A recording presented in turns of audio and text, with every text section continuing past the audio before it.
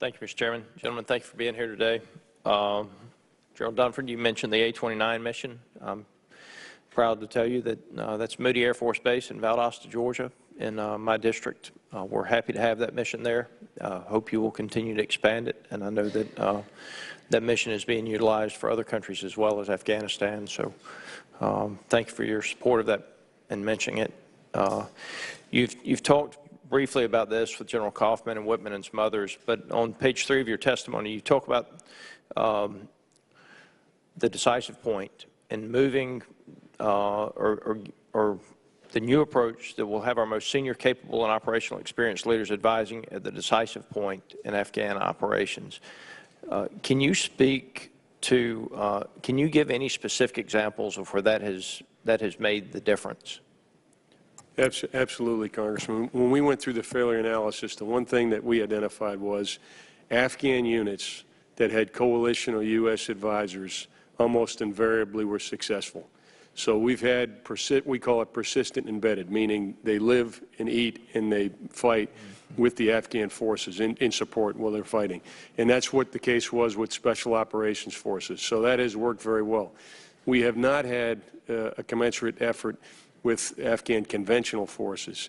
And so when we talk about the decisive point, we're talking about continuing to make sure that at the lowest tactical level, this battalion-like organization of about 1,000 in the conventional forces, we actually have persistent embedded advisors that is advisors that are there when they're actually in the fight.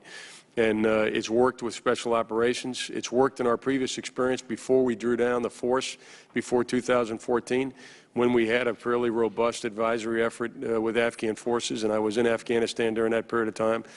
They were successful. Again, why were they successful? We facilitated the delivery of aviation support. That was number one. And we continue to help them develop their tactics, techniques, and procedures and ability to plan and help them mature their logistics, all of which takes time.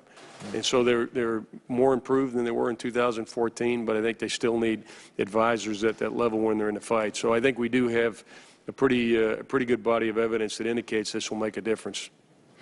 If I may, before I yield the remainder of my time, I know that one of the ISR platforms that we use in that area, moving target indicator, is the JSTARS.